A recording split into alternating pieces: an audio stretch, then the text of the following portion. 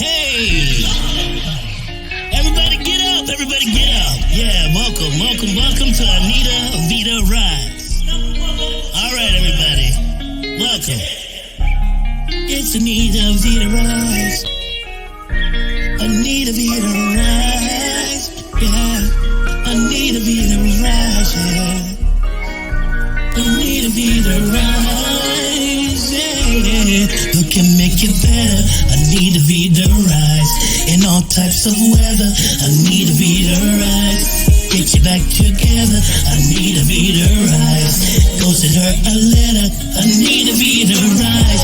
Anita Vita Rise. Anita Vita Rise, yeah. Anita Vita Rise, yeah, yeah. Anita Vita Rise.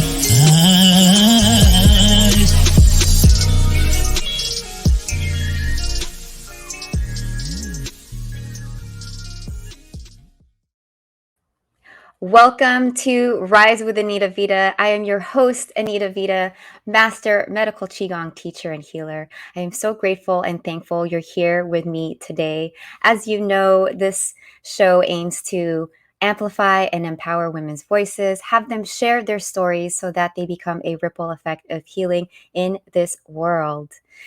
Tonight's guest is an amazing, amazing woman. She has such a big heart. She's so giving and she's super, super sweet.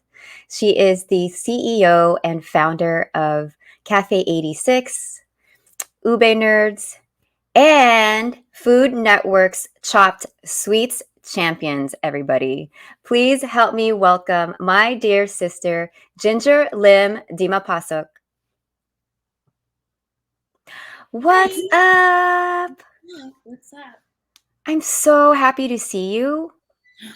Sorry, that's my rice cooker. That's okay. The intro included my rice saying I'm cooked. Oh, good. Dinner is so, so important. And I know you have movie night with your babies tonight. So, I do later. so Yeah. you got to feed them. Yeah. How are you doing today? I'm good. How are you? I am doing all right. All right. I'm so grateful and thankful you're here with us. And I remember when I first met you, your story really brought me to tears, and I love the story behind your cafe. So I wanted to start there and let everybody know, where you were and where you started to now becoming this Food Network champion, badass mamapreneur. So let's start there.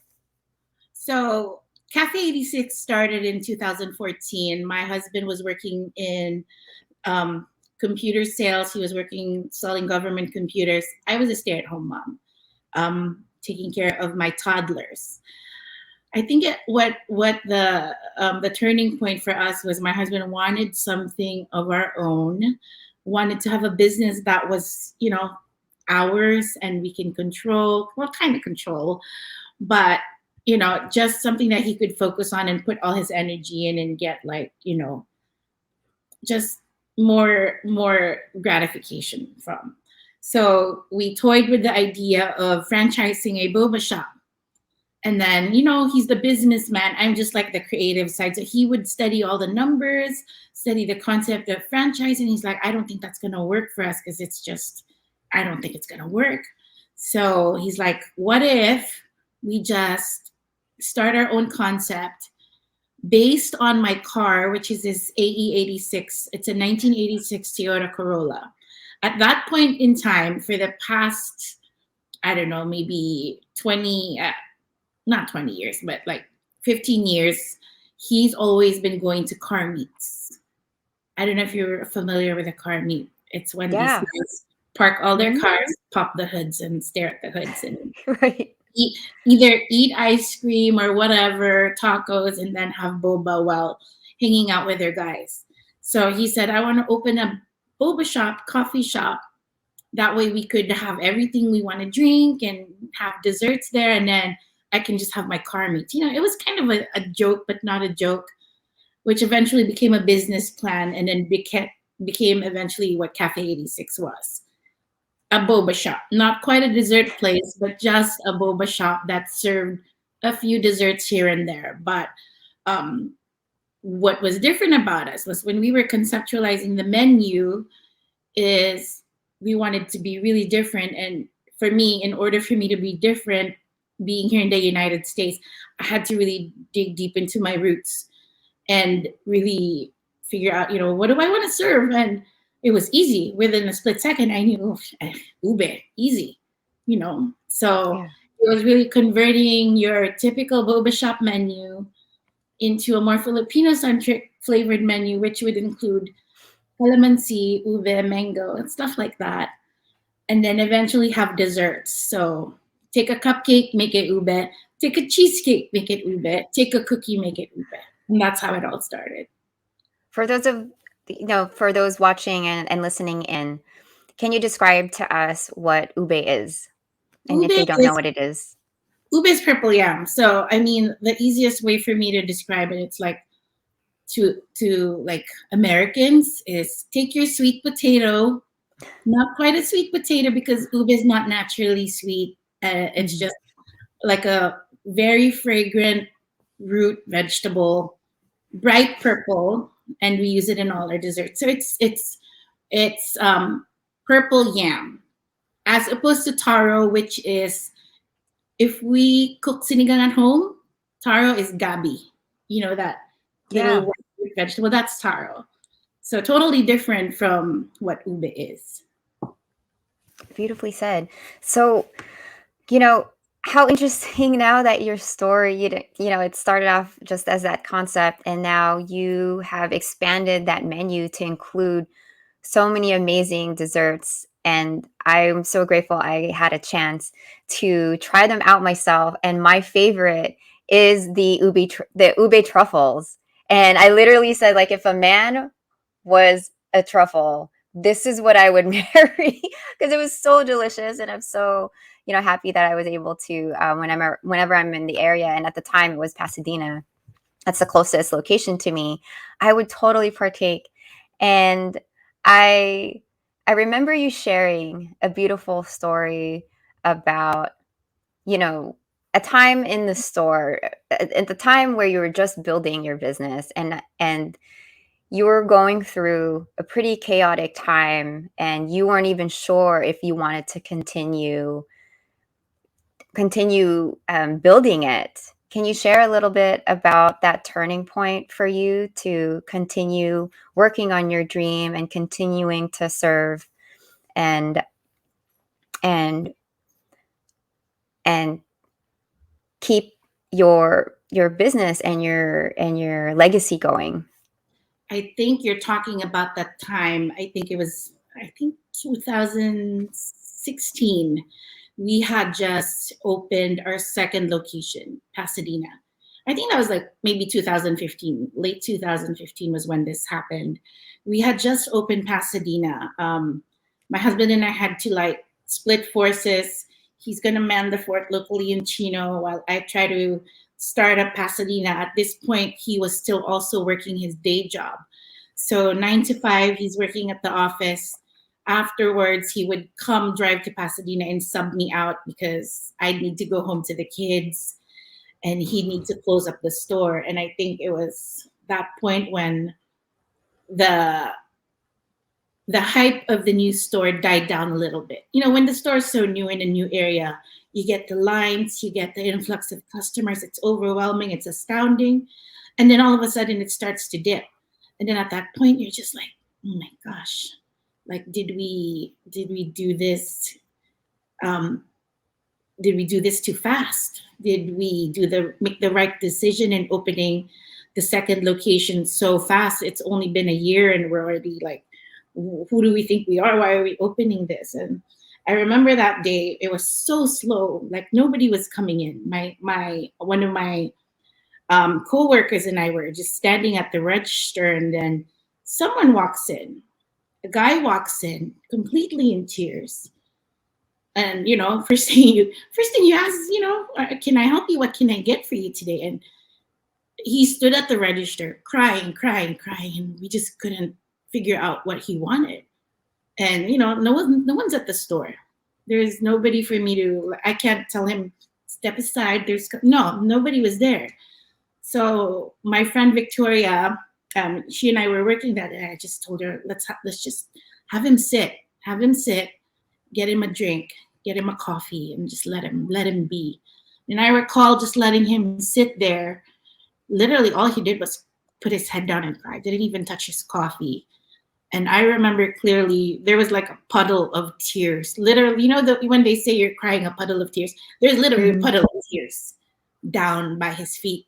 And it's been an hour past, 2 hours past, he's still there. And all you could see is like shoulders shuddering from tears. And then around noontime, I told Victoria, I said, I think it's time to feed him, because he's been there. We don't know what's going on. We didn't want to bother him. We just let him be with his emotions. Gave him a sandwich, didn't touch it. And then maybe another hour or so had passed. And he cleans up, wipes his tears off the floor, brings the sandwich back to us and just says, thank you, and leaves. And we never see him again. And I'm just like, well, that's that.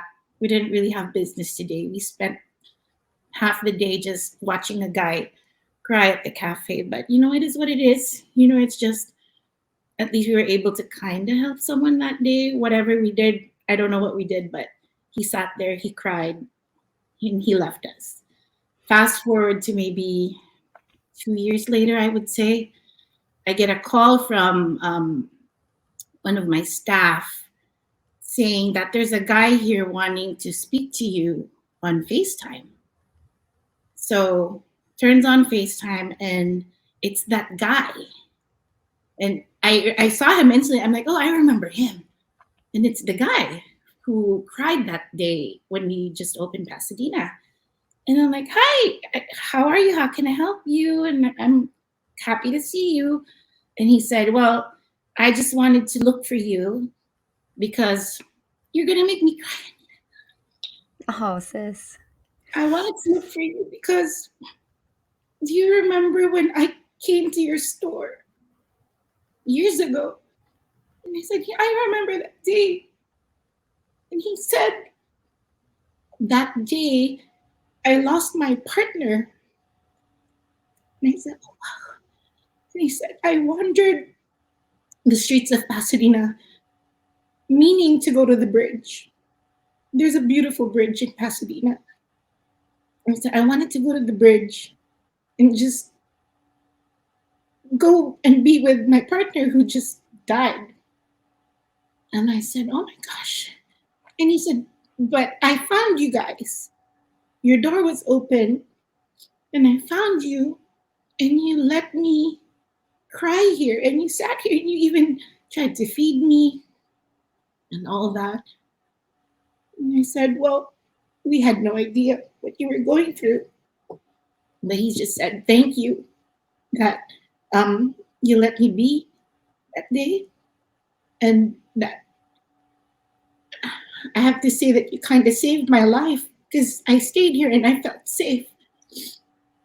And I remember when I hung up the phone, and I remember how sad I was that day because I miss my kids who were little babies. I was exhausted. There was barely any business that day. And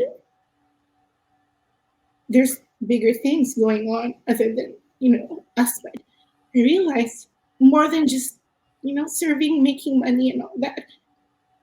I guess there's a service that we provide to people, or I don't know, a home that we provide to people. Oftentimes people come to the cafe, they buy one drink, spend 4 hours there. And that's our favorite thing when people would stay there. And we get to know them, we get to be friends with them, know their stories and things like that. So I think looking back at that year and where we are now, if you ask my husband, we will both say the same thing about what's our favorite thing about Cafe 86. It's the friends we've made, the connections with you, with the In Her Purpose family, everyone, entrepreneurship, friends we've made through just people walking in. That's like the best thing for us. You made me cry. I'm going to give you a virtual hug now. I love you and I appreciate your heart and your vulnerability to share. And that's what my show is about, right? Like, as my team, I've been crying a lot on my show and I want to normalize it. And it's beautiful. Tears are so beautiful, especially in times right now. It's a way to release, it's a way to connect with our emotions. You mentioned, and look, now I'm crying too. So I appreciate that story because not a lot of people may know about that. And I know it touched me because, especially if you're an entrepreneur and you're listening to this and you want to give up and you think you have no purpose, if you're breathing and you're here, and you always will have purpose. Yeah, I think You know, the one thing I learned all these years is it's not always going to be about money. Because if money was the main purpose, then we would have been gone a long time ago. If that was just that one, so you really gotta kind of figure out what your purpose is. Why God put you in such a position. And it's not always going to be, though it's a business, it's not always going to be about money. It's you have a purpose, and eventually you're going to see what it is. You're going to know, you're going to realize it, and yeah, it's going to keep you going. Because don't focus so much money. Of course, at the end goal is to make a living for your family and all that. mm-hmm. But it's more than that. So it's finding the things beyond that. Absolutely. And I love that you share that. And that has been a theme by everyone who's been, on the show and been very successful. And the main theme has been build relationships, like connect with people, connect with those around you and help them, let them help you build you. And the money really does follow and takes off on its own, and to have the faith, right? I want to hear a little bit more about your journey, especially behind Food Network's, behind that type of environment, and how you stayed focused and how you stayed resilient and being really courageous behind the scenes as you were filming and as you were going through the competition. And before we get there, I would love to just take a quick pause and thank our sponsors for this episode today. So just sit back, sis. What's up, family? I am Anita Vita, Master Medical Qigong teacher and healer. I believe that nurses deserve to be nurtured as much as they give. As a high-performing woman myself, I coach women how to overcome chronic gut pain so that they have total freedom in their life through the practice of medical Qigong. In 2011, while working as a nurse in the post-anesthesia unit, I experienced severe burnout, and it expressed itself as IBS, or irritable bowel syndrome. Discovering this practice allowed me to eradicate this gut disease completely and naturally through meditation alone. The slow, mindful movements of medical Qigong are potent and transformational, recalibrating your cellular structure by cultivating your body's natural energy and healing source called Qi. Today, I coach and empower women to achieve the same result through private and group programs, workshops, and retreat experiences to awaken you to your truth and be the highest version of yourself.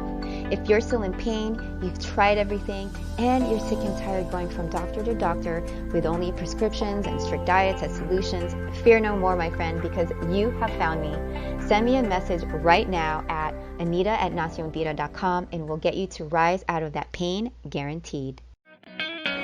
Mafe Management is a company dedicated to empowering individuals and businesses in entertainment, special events, talent management, content creation, digital and traditional marketing, and public relations, in working together to turn their dreams into reality. Get one step closer to elevating yourself and your business by contacting hello@mafemanagement.com. Let us empower you. Now let's get back to the show. Welcome back, sis. And wow, so I remember when that show aired, and Elisa, a fellow entrepreneurship sister Kumare of ours, she was on the previous show, and she tagged. I think I don't know. Maybe she tagged me, and I just came across it, and I was like, "Oh, how amazing!" Because I watch that series, these series on Food Network, and I know it's not easy. And how did you even arrive there? Can you share a little bit about that? Oh gosh. By the way, Elisa was one of the first people who knew I was leaving. Yeah, she was one of the first people that knew I was leaving. Elisa and Anya Lim of Ant Hill and a bunch of other friends. Anyways, yeah. I got an email one day just saying that someone had recommended me to sort of audition for Food Network. And in the past, I've gotten a few scouting emails already from Food Network, and I've actually attended like one scouting like interview, but I always kind of backed down because I just got so scared and so nervous and intimidated as to, how's this gonna go? I don't think I can handle it. And then that one particular email, the girl said, yeah, we got a recommendation to reach out to you to join our spin-off for Food Network's Chopped, which is Chopped Sweets. And at first I was like, are you sure it was me? Because I also have another pastry chef working with me. Maybe it's her. They're like, no, it's you. It's Ginger. And I said, okay. What's the process going to be like? And we were just going back and forth through emails that day. And then she said, can you hop on a virtual interview tomorrow just through Zoom? And I did that. And then within that day, they said, we're basically saying you're in. We just need to kind of figure out the logistics of New York City for you. And then didn't really pay attention to it. And it even, in fact, wanted to back out. I actually said, I don't think it's for me at the end of that day, like that week where they were saying that I'm already headed to New York. I said, I don't think it's for me. I think maybe I'm not the right fit. They said, too late. You're already in the next one. We're already trying to figure out your flight and everything. And, all you have to do is book your flight. Here's the money. And I'm like, oh, no. Okay. I said, I think worst case, I was talking to my kids and mom's going to go join Chopped. The goal is don't be eliminated first. That's the goal. So I head over to New York City and do the competition. The competition in itself is whatever you see on TV.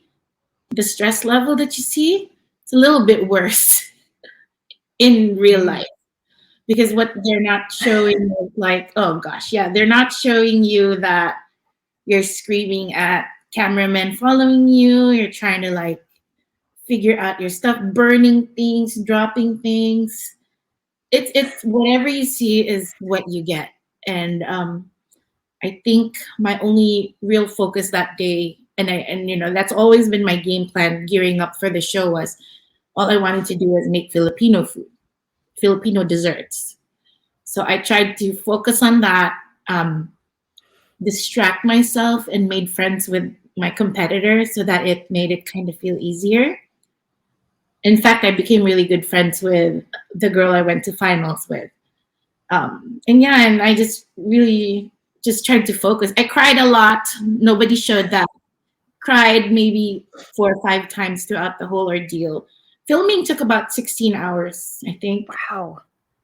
So it's a lot of mental games, because the competition rounds it is what it is, 30 minutes. But the things that happen in between is really a lot of mind games, because they lock you in a room with all your competitors. So you're there trying to be friends, but at the same time trying to knock them out of the competition. So it was a lot of that. And then just, anxiety of not seeing the sun for 16 hours and having to ask permission to even go use the restroom. And, at some point I remember I said, I need air. like I think after round 2, before we went headed to the final round, I actually asked, can we like step out for air? And they're like, fine, you can step out for air. And then just like 5 minutes. And yeah, I stepped out for air, and I remember, me and my friend Angie, she was the one who I competed the last round with. We're just like, whatever happens, at least, we made it to the last round. And we were just really proud to be where we were at that point. At that point, it really didn't matter to me anymore whether I won or she did, but, God allowed me to win.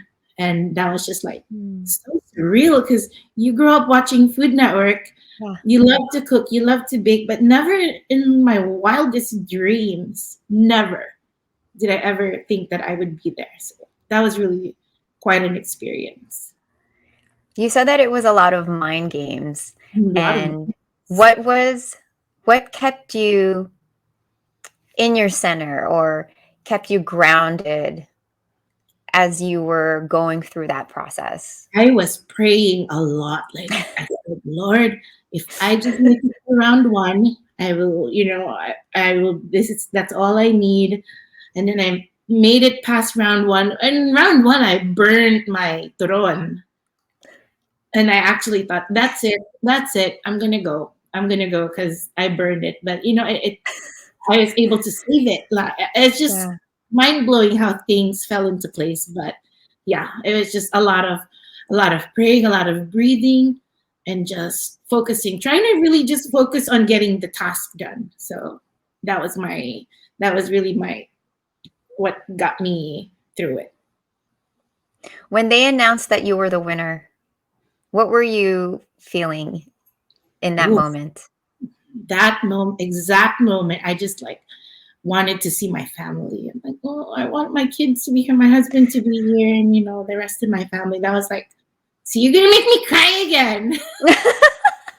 Yeah, I just really wanted to like call my family right away. I wasn't supposed to, but I did. I called. I got in my Uber and I called him. I was in tears, and he's like, "Did you win? Did you win?" I said, "I think I did. I knew I did better there." I told him right away. I'm like, "Dude, yeah," but I just wanted, to see my kids, because I traveled alone. I went there alone, so I just wanted to see them. Look at Jen. Jen is making fun of me in the comment section. She is. What'd she say? She's saying, there she goes with the waterworks. Oh, hi, Jen. Hi, Jen. Next, sponsor me.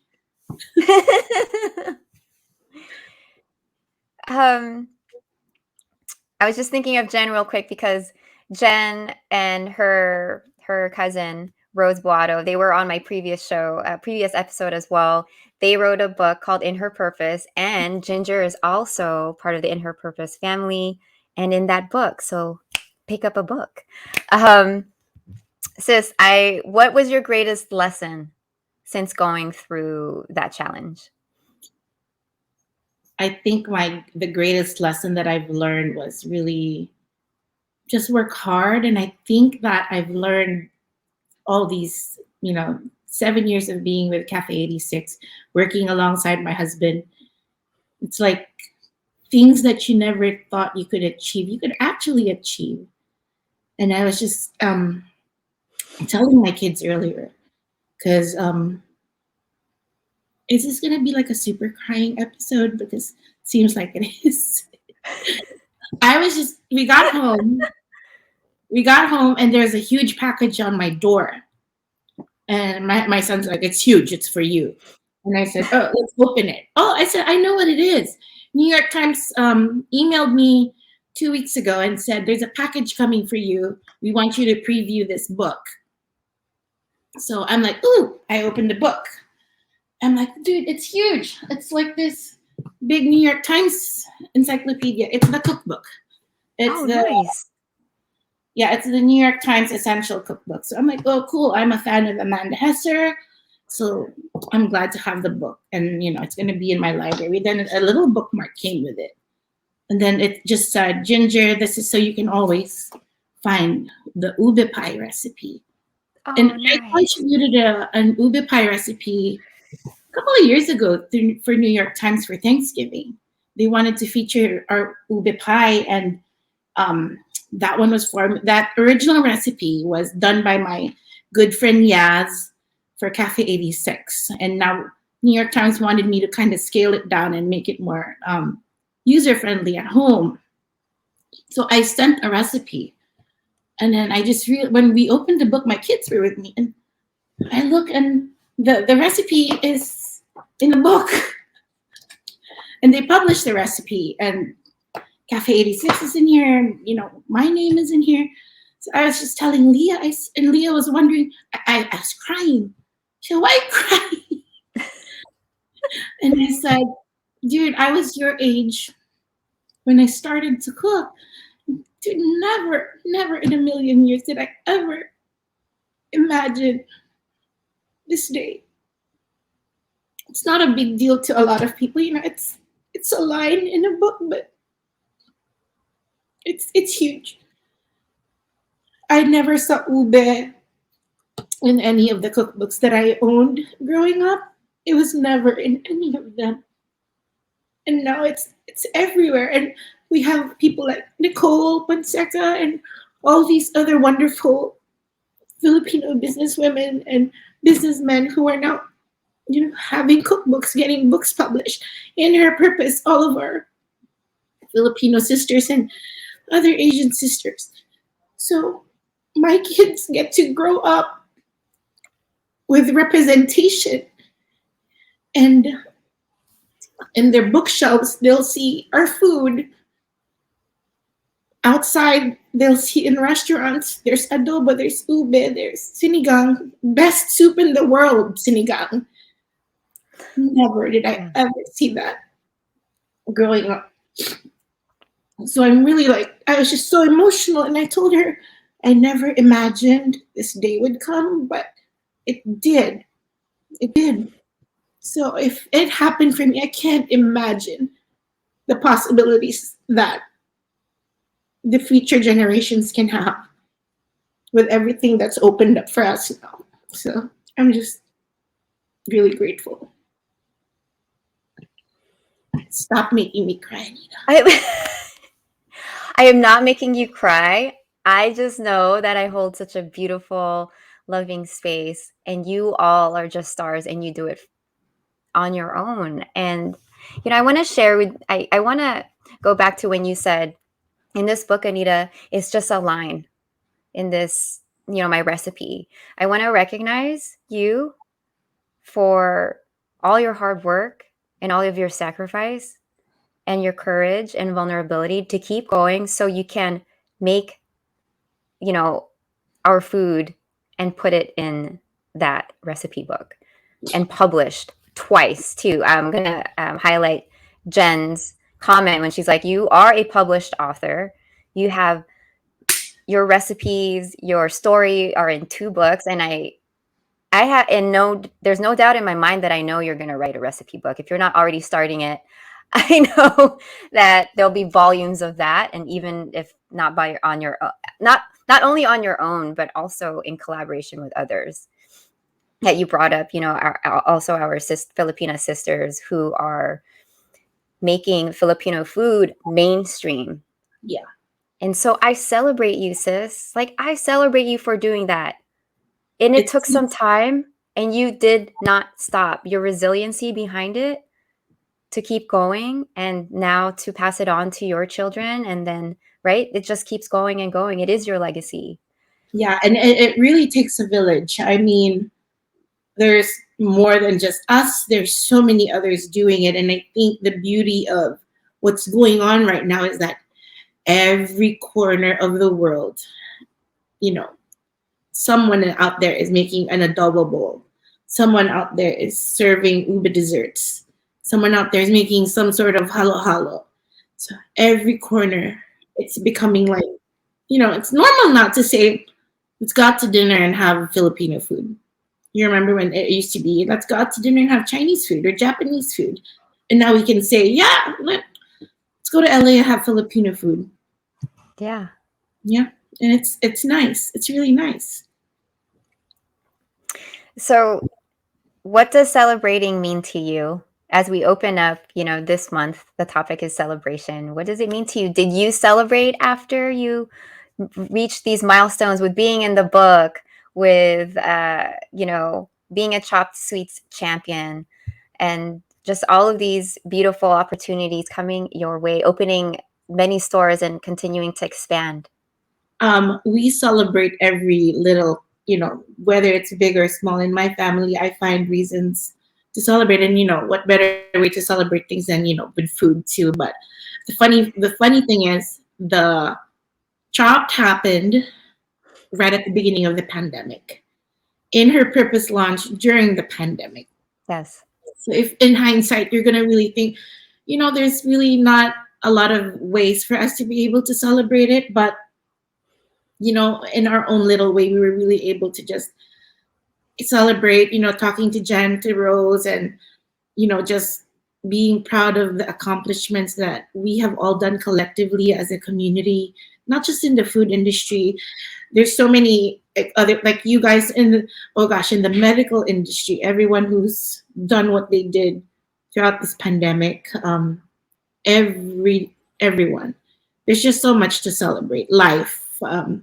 I was just on my other friend's podcast, Flavor Profiles, and she said, "What was like the biggest takeaway that you had during this damn pandemic? Like, it's so negative. Everyone's just sick and hiding and fighting and so much politics." I said, "You know what? Throughout the pandemic, I did focus on all those things a little bit. I tried to keep a bubble safe here at home, tried to keep my family safe, but I said my biggest takeaway, and I would call it a gift that I got from the pandemic, was time. Because we opened the stores, my kids were toddlers. Now they're in high school and junior high. 2020 was the time when everyone was home. I got to cook them 3 meals a day. I was home 24/7 with them, and whatever I missed the past 6 years, focusing on Cafe 86, I felt like I got it back in 2020. In spite of everything else that went on, I cherish that I got to watch them wake up and see them off to sleep and cook them meals. And, they might have been annoyed at some point. James, my husband, might have been annoyed at some point. But hey, for me, it was a win because I got time back. Beautifully said. Beautifully said, sis. What are you currently up to, and how can we support you and connect with you? Currently, we actually just signed the lease to open up 2 locations in a place that we've always wanted to be in, which is Northern California. So we're finally hitting the Bay Area, and Jen's gonna be happy. So first Cafe 86 location in the Bay Area will be Union City. So hopefully, if all goes well, I would say by the holidays, we should be able to kind of soft open out there and bring Ube to Northern California. Yay! I have a ton of friends in the Bay Area too, so they will know your store and they will go. So I'm excited. It's probably mutual friends too. Maybe, yeah, for sure. I'm sure it's mutual friends. Yes, for sure. And family. Oh, thank you so much, Ginger, for being here with me today, sharing your story. I appreciate you. And in honoring celebration, for those who are having difficulty, what would you say would be what would be your words of advice for them? I think being able to swim along, like, the ebbs and the tides of 7 years of opening a business, the birth of new stores is always like the birth of a new child. Working with family closely, especially with your spouse so closely, could be also a really big challenge. And splitting time between the business and kids is like one of my biggest challenges back then. But I think you really just have to you just have to focus, pray a lot, know that things always get better, and when they can't get better, you just kind of have to know how to ask for help. And I think one of the things that people don't realize within the community is you have the help that you need. Every aspect that you might need assistance in, there's someone in the community who will be able to assist you with it. And I had no idea until I finally had the courage to ask. So ask and reach out, because there's people there who's willing to help you. Thank you for being here, sis. I appreciate you. I didn't mean all the waterworks, and I appreciate that you really just spoke from your heart. Anita is gonna make me cry. She even said she was gonna wear any makeup, and it's just different each time, you guys, right? And I just know that Ginger's just so everything she does, whether it's cooking, serving, just meeting you, it's all from her heart. And so when you're in that space, it's not unusual to have those tears flowing, right, sister? Yeah. So we just got to get what is it from Colleen, if you're watching, I just need a waterproof mascara. This is Colleen's eyeliner spray. Oh, and her glow spray. No, yeah, what did you see on? I'm wearing a pixie face today, so I have pixie face too. Oh my god! Yeah. So thank you for coming. We don't have to wear no makeup, but just because it makes us feel our best, like it's totally fine. And anyhow, I appreciate you, sis. Please hang back in the green room because, as you know, I always like to catch up with you too. I appreciate you. Thank you for being here. Thanks so much for having me. Yay! You're so welcome. I hope you guys have received so many gems and wisdom from Ginger. I appreciate your time. And, as she said, to always reach out for help, that you are fully supported. Oftentimes people do want to give. And, the reason behind that is because it brings us joy, right? When we're giving, we will receive joy and it circulates and it's just a blessing and it keeps going. And the second thing is to, never give up on your dreams. Know that you always have purpose and that we need each other. So create those friendships, nurture them. And as always, continue to be in community. So I thank you for being here. As always, I root for your rise. Have a good night, everybody. I'll see you next week. Anita Vita.